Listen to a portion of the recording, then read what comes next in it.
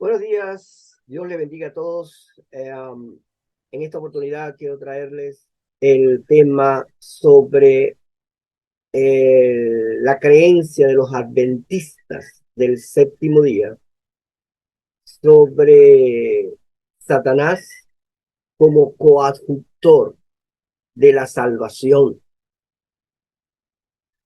Aunque ellos niegan esa aseveración de que Satanás es colaborador, es equipo con Jesús en la salvación de la humanidad, los propios escritos de Helen Harmon White eh, lo delatan, porque ella explica claramente el rol que tiene Satanás en el llevar el pecado de la humanidad.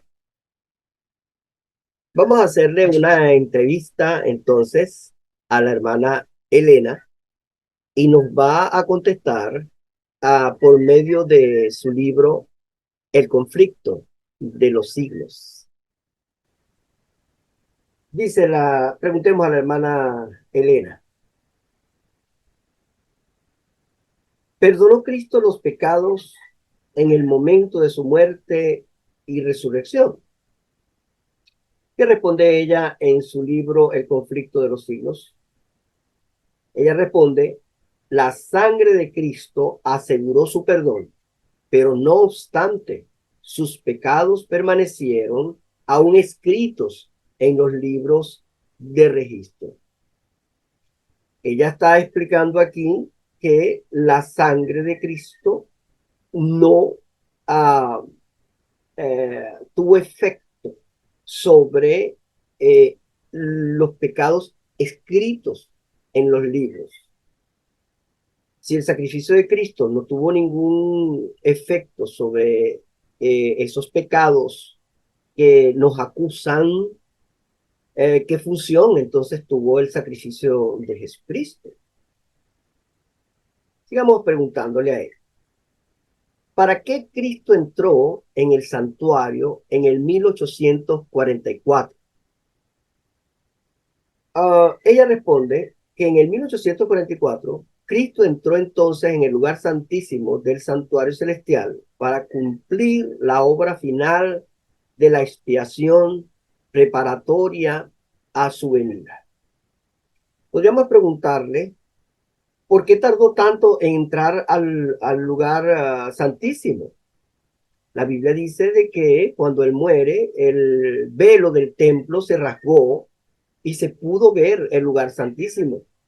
Obviamente esto tenía una representación física de lo que estaba sucediendo desde el punto de vista espiritual, donde Cristo pasa con la sangre en su mano como cordero del lugar santo al lugar santísimo. Sin embargo, Helen Harmon White insiste en que desde el año 33 al año 1844, aquel cordero no había pasado al lugar santísimo. En verdad no tiene sentido. ¿Qué pasó desde el año 33 al 1844? ¿En qué parte de la manera del sistema de sacrificios en el tabernáculo había un lapso tan largo de muerto el cordero? El sacerdote tendría que pasar unos cuantos días para pasar con aquella sangre no fresca, una sangre corrupta, una sangre podrida, a llevarla al lugar santísimo. Por eso es que no resulta lógico el planteamiento de doña Elena. Sin embargo, sigamos preguntándole, ¿qué está haciendo Cristo en el santuario ahora después del 1844? Ella dice que la purificación real de lo celestial debe efectuarse quitando o borrando los pecados registrados en el cielo. Pero antes de que esto pueda cumplirse, el perdón, debe examinarse los registros. ¿Quiénes son los que tienen derecho a los beneficios de su expiación. Obviamente, este es un pensamiento claramente arminiano, donde piensa de que el perdón es un derecho adquirido por el pecador. Entonces, Jesucristo, a partir del 1844, está examinando en los libros quién tiene derecho a ser perdonado y quién no tiene derecho a ser perdonado. Que esto es algo verdaderamente absurdo. Entonces, Helen Harmon White obviamente no predica, no cree el perdón por gracia, la salvación por gracia, sino la salvación por las obras del individuo con esta teoría. Sigamos preguntándole. Eh, ¿Qué está haciendo Cristo en el santuario? Él dice, ella dice que es imposible que los pecados de los hombres sean borrados antes del fin del juicio en que sus vidas deben ser examinadas. Dice que usa la palabra imposible. La Biblia dice que para Dios nada es imposible. Él puede hacerlo todo. Sin embargo, pone en un plano humano a Dios, en un cronos, en un tiempo humano, donde Dios necesita tiempo para examinar. Y si no le dan tiempo para examinar, entonces sería imposible que los pecados fueran perdonados, porque no se puede perdonar sin examinar quiénes son los dignos de ser perdonados. Ella sigue insistiendo y dice que la tarea del juicio de investigación o del perdón de pecados ha de tenerse antes de la segunda venida de nuestro Señor Jesucristo, puesto que los muertos han de ser juzgados sobre la base de las cosas escritas en los libros. O sea que es imposible que los pecados de los hombres sean borrados o perdonados, sino antes, sino hasta, perdón, después del juicio, que es cuando sus casos han de ser investigados. En el tiempo establecido para el juicio, al final de los 2300 días, en 1844, cuando empezó la labor de investigación y de perdón de los pecados. Todos aquellos que hayan invocado el nombre de Cristo tienen que pasar por ese minucioso escrutinio. Entonces vemos que el perdón de pecados tiene que tardar desde la entrada al lugar santísimo, según su teoría, hasta el juicio. Hay una investigación para que haya los argumentos de prueba de el perdón de los pecados del acusado. Entonces, todo esto obligando a enmarcar su tesis en la llamada 2300 tardes y mañanas, que ella le dice que son días. Entonces, la razón para ser perdonado es que si en el escrutinio sale de que ellos invocaron el nombre de Cristo, ellos tienen que pasar por un escrutinio para ver la autenticidad de esa confesión. Ahora, eh, tenemos un problema. Tenemos que hacerle esta pregunta a ella.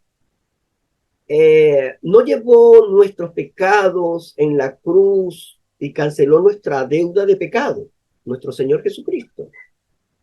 Ella responde, no.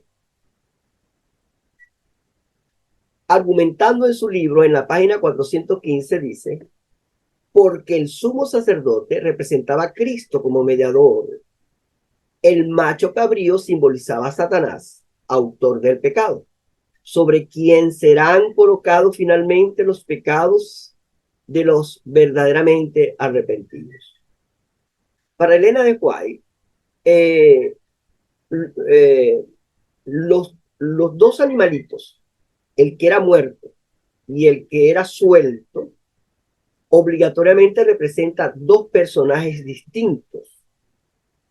Ella no podía representar en su mente cómo en un solo cordero podían suceder los dos simbolismos del altar. En el altar no se podía, obviamente, agarrar una oveja, matarla y resucitarla. Es físicamente imposible. Por eso era necesario otro animalito que representara la liberación causada por el sacrificio del inocente. Entonces, la mente de Elena de White no cabe esa idea. Por eso ella separa estos dos animales. Uno es el Señor Jesucristo, el Cordero Inmolado, y Azazel es Satanás. Y lo interesante que ella dice es que es sobre Satanás, sobre quien recae finalmente los pecados. La expiación nuestra, el quitar nuestros pecados, la lleva a Satanás. Satanás va a pagar la culpa por el pecado. Y no Jesucristo, como dice la Escritura, que fue molido por nuestros pecados. Para ella, Satanás será molido por los pecados. En el Nuevo Testamento nosotros podemos entender que Jesucristo hizo tres roles en el sacrificio. Hizo el rol de la oveja sacrificada, hizo el rol del macho cabrío que le fue cargado el pecado y, y hace el rol del sacerdote que ofrece el pecado. Entonces, esas tres figuras que no se pueden representar en un solo personaje, Jesucristo lo hizo. Ahí es donde está la equivocación de esta señora Elena.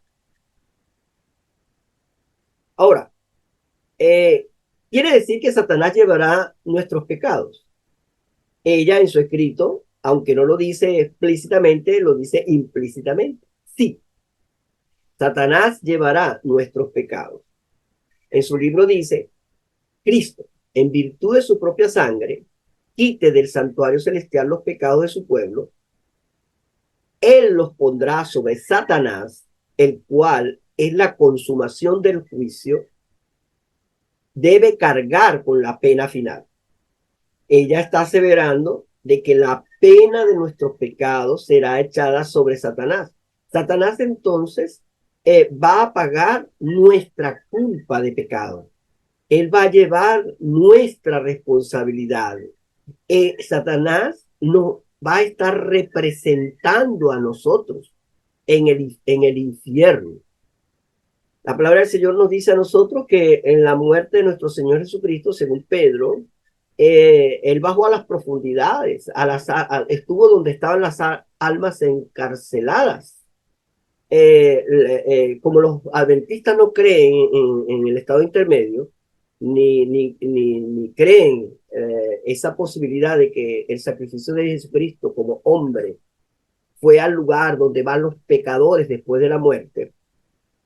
Para ella entonces es imposible que Jesucristo haya pagado el precio del castigo eterno de sufrimiento por el pecado. Por eso es que se ve obligada a usar a Satanás como quien lleva nuestra culpa de pecado, cosa que es una aberración doctrinal, neotestamentaria, esa tesis que ella maneja. Ella sigue diciendo que Cristo colocará todos estos pecados sobre Satanás, cargando con la responsabilidad. Y fíjense que dice que Satanás sufrirá finalmente la eterna penalidad del pecado. La Biblia dice que Jesucristo recibió el castigo de nuestros pecados. Por sus llagas nosotros fuimos curados.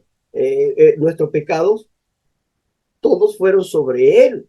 Pero Helen Harmon White insiste en que es Satanás quien va a llevar los pecados de la humanidad.